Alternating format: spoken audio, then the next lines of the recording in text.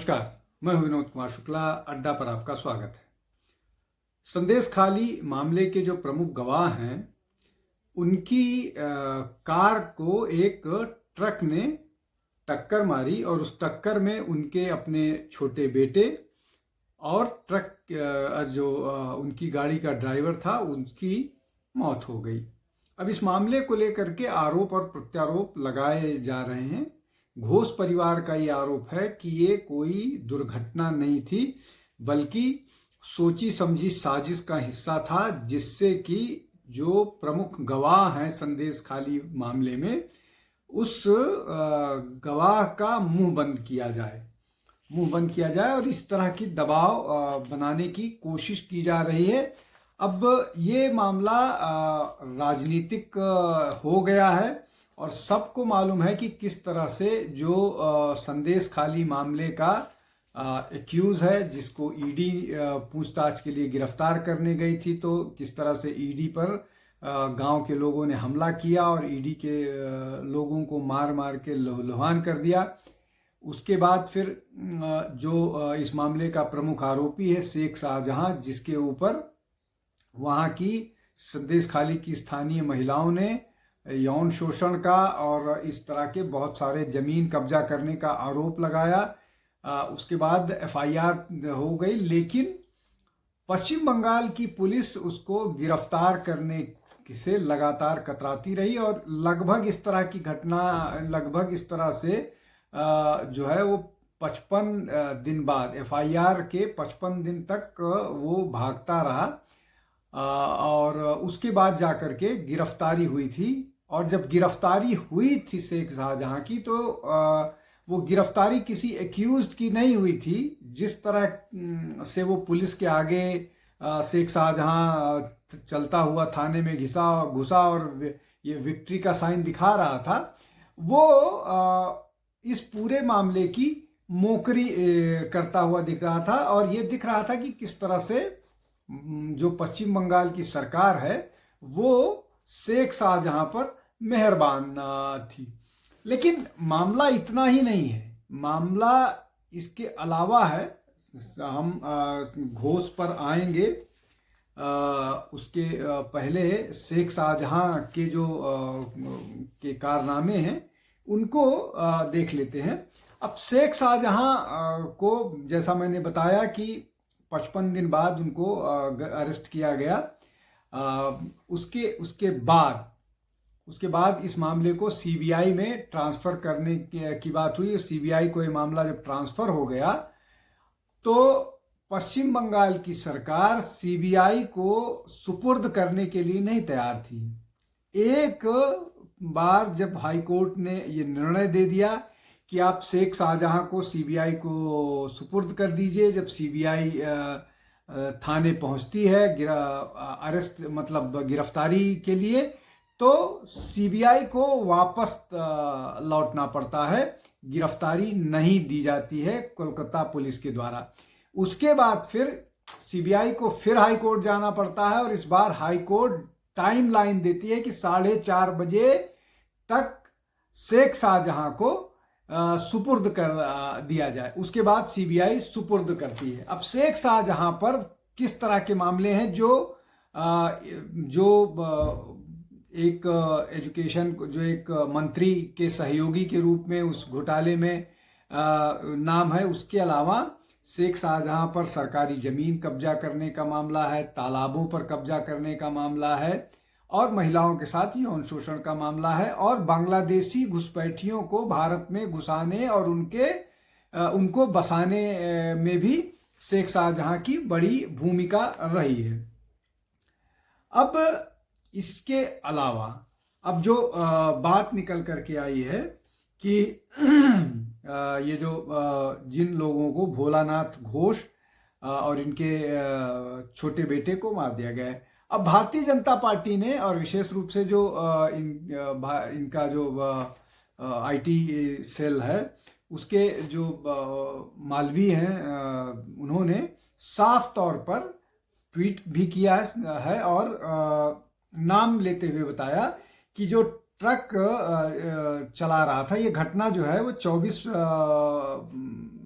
South Pargana का है।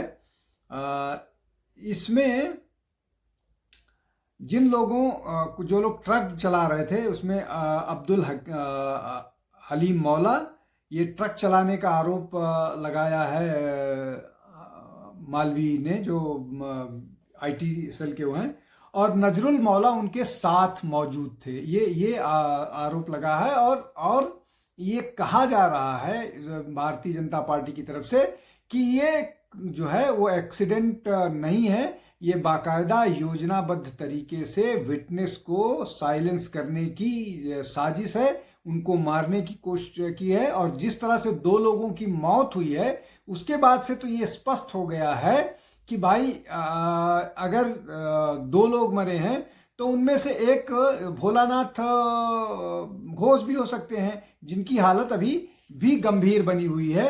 तो ये मामला है। अब समझने की कोशिश करते हैं कि क्यों ये ऐसा किया जा रहा है। एक तो ये कि लगातार ममता बनर्जी पर एक के बाद एक जिस तरह से उनकी गतिविधियां या जिस तरह से वो अपने आप को प्रशासन चला रही है, उससे उन पर जनता की नाराजगी बढ़ती जा रही है। और अगर इसमें ये साबित हो जाएगा कि जो शेख शाहजहां है, इसलिए कि शेख शाहजहां पर जो लोकल भाजपा या वहाँ की महिलाओं ने इस तरह का आरोप लगाया है कि वो हिंदू महिलाओं को स्पेसिफाई करके बुलाता था रात में, और विशेष रूप से जो तृणमूल कांग्रेस की कार्यकर्ता थी उनको उनके सेक्सुअल एक्सप्लॉयटेशन के लिए, इस तरह के आरोप हैं। और ये महिलाओं ने खुद लगाए हैं। जो महिलाएं, बहुत सारे वीडियो सर्कुलेट हुए थे सोशल मीडिया पर, जो महिलाएं उसके यौन शोषण का शिकार हुई है, उन लोगों ने आरोप लगाए हैं। बाद में इस पर भी बहुत सारा विवाद हुआ कि वो जो आरोप लगा रही हैं वो मुंह छिपा करके क्यों आरोप लगा रही हैं, कोई अपनी आइडेंटिटी नहीं बताना चाहेगा।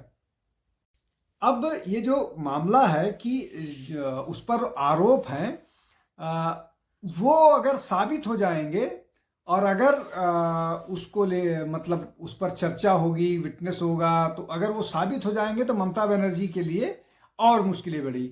हालांकि जब विटनेस जाएगा, विटनेस पर चर्चा होगी, तो वहां से भी खबर निकल करके आएंगी। और चुनाव 26 में है पश्चिम बंगाल का, तो उन परिस्थितियों में जब रोज विटनेस से चर्चा होगी या विटनेस को एग्जामिन किया जाएगा तो वो खबरें बनेंगी, और ये ममता बनर्जी के लिए मुश्किल होगा। वो ऑलरेडी SIR को लेकर के, वक्फ को लेकर के, इसके अलावा और बहुत सारे लॉ एंड ऑर्डर को लेकर के, संदेश खाली तो पुराना हो गया, RG कार्क हो गया, उसके बाद लॉ कॉलेज के लड़की के साथ बलात्कार का मामला हो गया। इस तरह की बहुत सारी घटनाओं को लेकर के, मेडिकल का वो डॉक्टर, एक और जो मेडिकल स्टूडेंट थी उसके साथ बलात्कार का, उड़ीसा की जो थी उसके साथ बलात्कार का, इस तरह की अनगिनत घटनाएं हैं जो ममता बनर्जी के लिए मुश्किलें खड़ी कर दी हैं। और ममता बनर्जी को लेकर के बहुत नाराजगी है।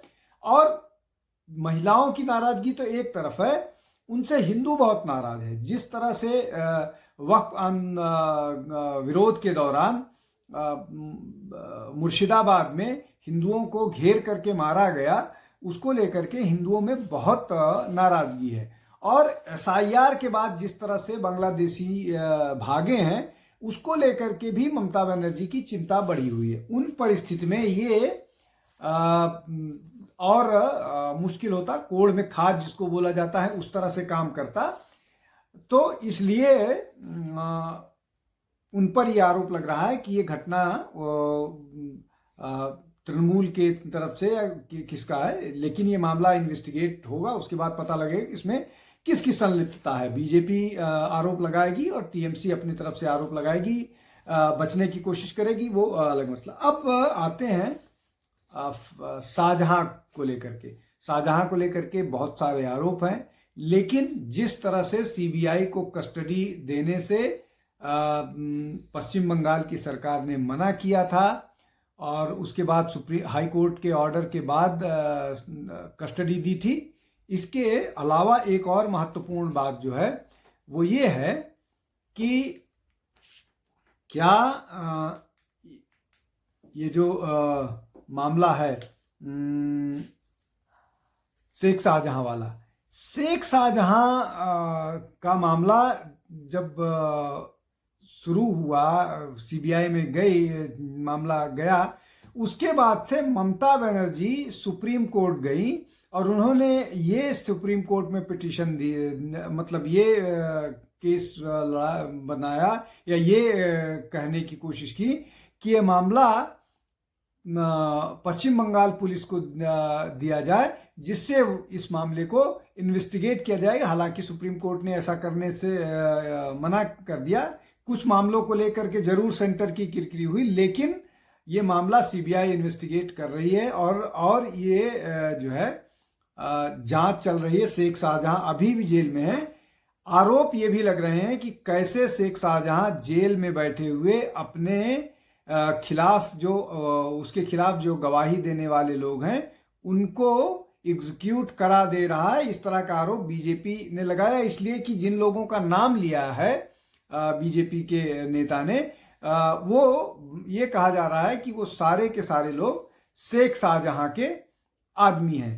तो ये इस तरह का मामला है और शेख शाहजहां के लिए, किसी भी क्रिमिनल के लिए या किसी भी इस तरह के एक्यूज के लिए कोई सरकार क्यों सुप्रीम कोर्ट जाएगी, इसको लेकर के जरूर संदेह पैदा होता है। और इसीलिए ये बात निकल करके आ रही है कि ममता बनर्जी शेख शाहजहां को बचाने की कोशिश कर रही है, इसलिए कि शेख शाहजहां से पॉलिटिकल जो है वो मामला जुड़ा हुआ है। उसके कई सारे फैक्टर हैं। एक तो ये कि शेख शाहजहां को अगर डिफेंड नहीं करेंगे ममता बनर्जी तो उनका जो मुस्लिम मतदाता है वो नाराज होगा। अभी जिस तरह से हुमायूं कबीर वाला मामला हुआ था, उससे एक और तनाव ममता बनर्जी के लिए बढ़ा हुआ है कि किस तरह से मुसलमान उनको छोड़कर जा रहे हैं, कम से कम मुर्शिदाबाद या आसपास के इलाके में। और अगर जो है हुमायूं कबीर और असदुद्दीन ओवैसी का अलायंस हो जाता है तो ममता बनर्जी के लिए निश्चित तौर पर मुश्किलें और बढ़ने वाली हैं। तो इन सब के बीच ये जो घटना घटी है, ये एक और चिंता वाली बात है। अब इसमें मामला इन्वेस्टिगेशन के बाद साफ होगा, लेकिन ममता बनर्जी के लिए इस मामले में सरदर्द तो निश्चित तौर पर बढ़ गया है। अब ये मामला जो है, इस मामले को चुनाव के पहले ममता की जवाबदेही तो है ही है, इसलिए कि लॉ एंड ऑर्डर जो है वो जिम्मेदारी ममता बनर्जी की है, चूंकि गृह मंत्रालय भी उन्हीं के पास है। तो ये बहुत सारे प्रश्न हैं जो पूछे जाएंगे और निश्चित तौर पर विटनेस को इस तरह के संजीदा मामले में प्रोटेक्शन होना चाहिए था, जिसको रोकने में ममता बनर्जी नाकामयाब रही। आज के लिए बस इतना ही। बहुत बहुत धन्यवाद। नमस्कार।